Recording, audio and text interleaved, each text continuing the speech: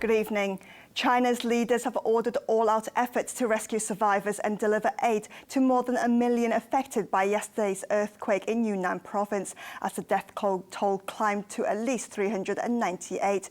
Premier Li Keqiang is in the crisis zone to oversee rescue and relief operations conducted by thousands of soldiers, police and medical workers. Edna Dare reports.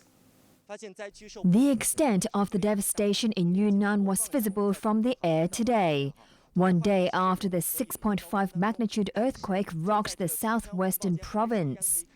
The death and destruction caused by the strongest tremor to shake Yunnan in 14 years prompted the China Earthquake Administration to upgrade its emergency response from Grade 3 to Grade 1, the highest level.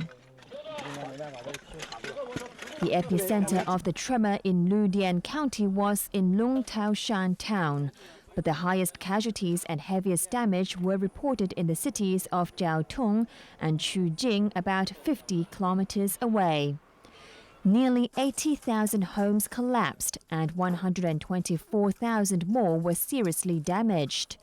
The Ministry of Civil Affairs blamed the heavy damage and casualty toll on poor housing structure and the dense population near the epicenter.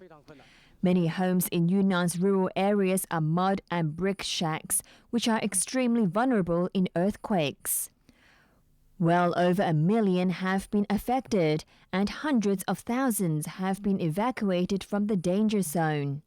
Thousands of rescuers are involved in a massive operation to help the injured and homeless.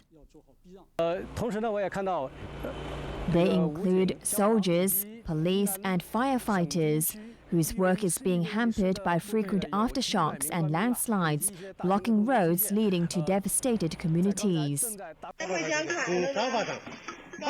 Soldiers have been using their bare hands to dig through the rubble in the race to find survivors. Military planes have been dispatched and helicopters have been flying the injured to hospitals for treatment.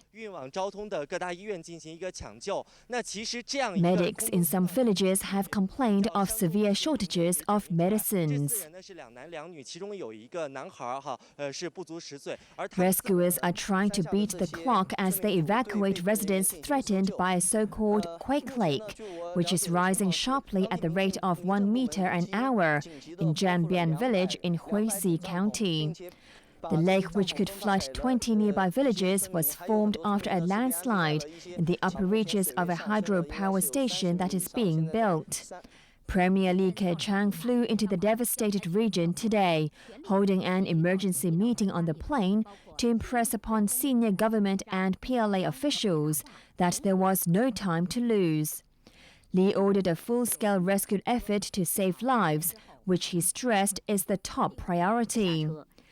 But the premier himself experienced the difficulties ahead firsthand when he had to walk 5 kilometers to reach the disaster zone because of blocked roads. And rain forecast this week could make it worse. The death toll from a factory blast in Jiangsu province over the weekend has climbed to 75. Officials are blaming it on a serious dereliction of duty by the people running the plant. Winner Wong reports. 2 days after one of the worst industrial accidents in China in recent years, the State Work Safety Agency has pointed the finger at the factory's management. At least 75 people were killed and 185 injured in an explosion which destroyed a wheel hub polishing workshop at the Taiwan-owned Kunshan Zhongrong Metal Products Company on Saturday morning. The State Administration of Work Safety said the tragedy in the eastern province of Jiangsu was caused by a very serious dereliction of duty. According to initial investigations, a shortage of dust removal equipment at the site in Kunshan City led to flammable metallic dust building in the air. Other possible reasons for the explosion included overcrowding at the workshop, substandard electrical equipment, and the failure to implement safety measures. Local authorities were also accused of not checking the plant thoroughly to ensure that it followed the rules. One factory worker said the company had ways to work around the system on many issues, including workers' benefits. For example, when authorities come to see if we are being treated well, the company will take some of us for a meal so that we will give a favorable report, the worker claimed. I've personally experienced this. Many families are still waiting for official confirmation that their relatives had died. We were told the DNA sample results would be available by this morning, but we still don't have anything yet, said this grief-stricken man. We just want to know whether he's alive or dead. A list of the deceased is being updated regularly. Volunteers say many family members could not accept the deaths of their loved ones, and some fainted when bodies were identified. There was another safety scare this morning when a fire broke out in an oil refinery in Lanzhou, capital of the northwest province of Gansu. The fire was brought under control after several hours, and no casualties were reported.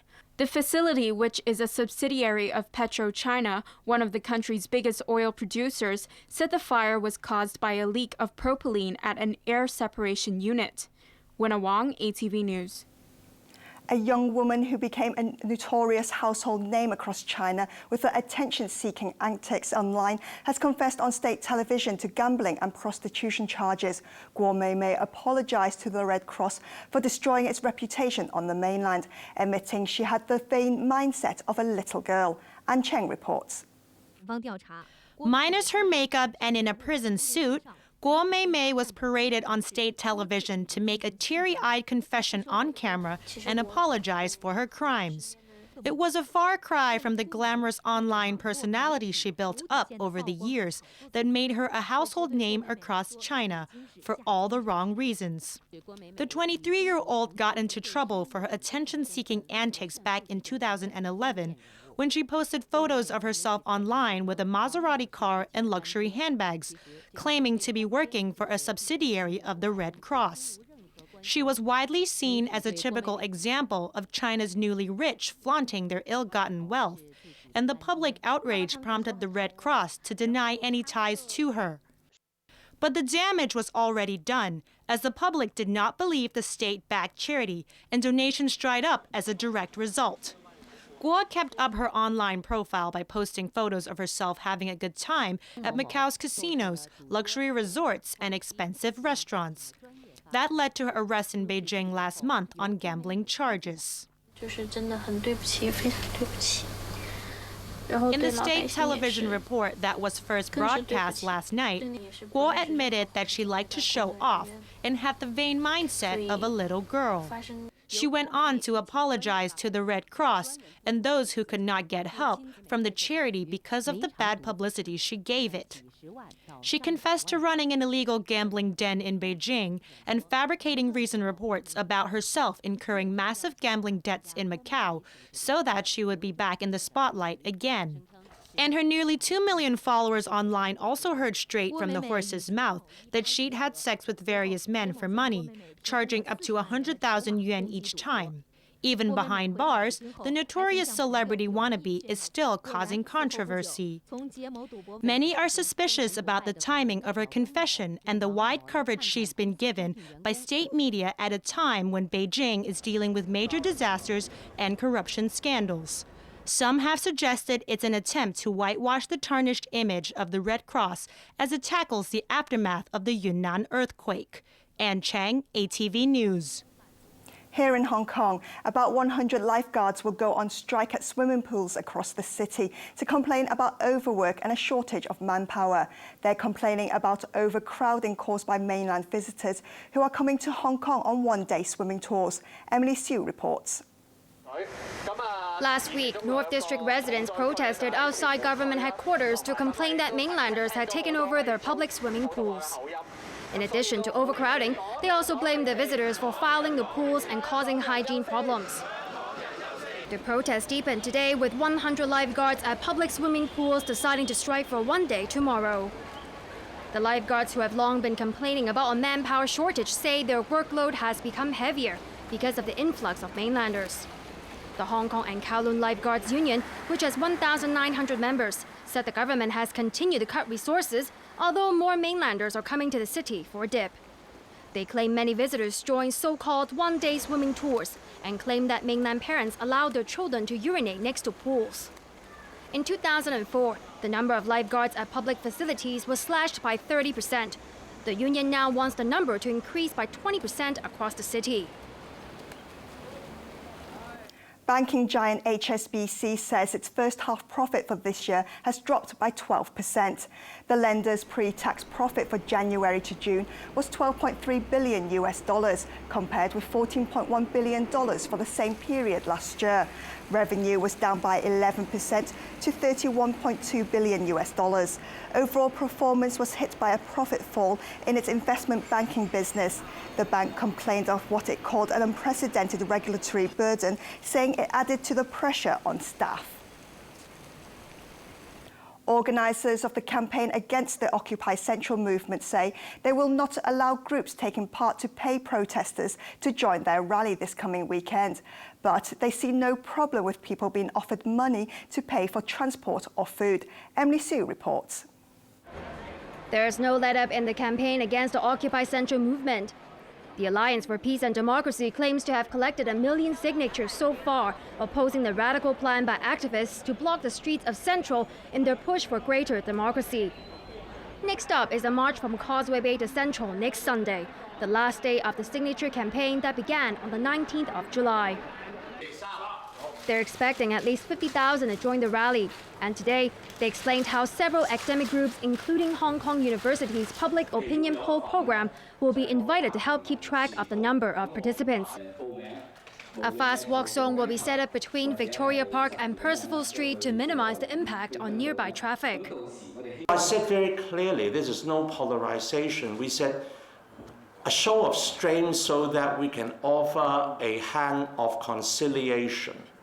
A hand of conciliation must be with strength. It cannot be with weakness. Otherwise, it could be slapped away.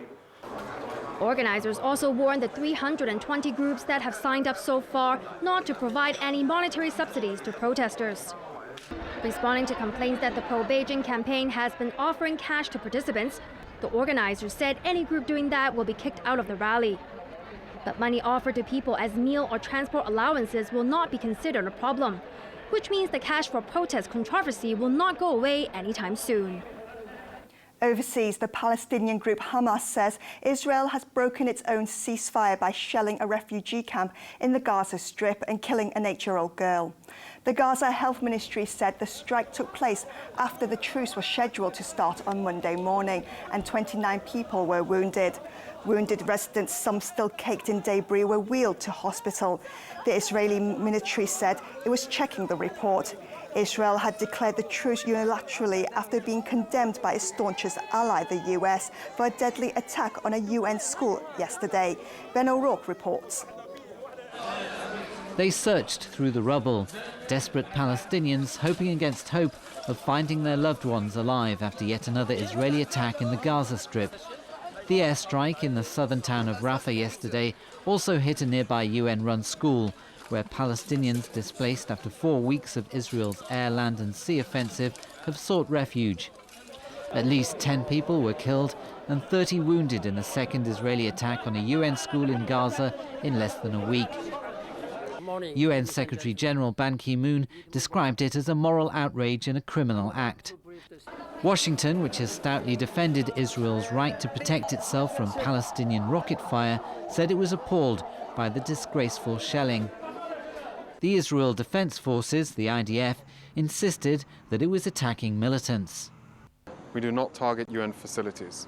Indeed, in the hours of this morning, the IDF targeted a group of terrorists on a motorcycle.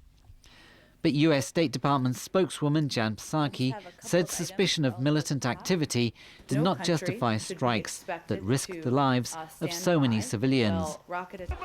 Israel had been notified 33 times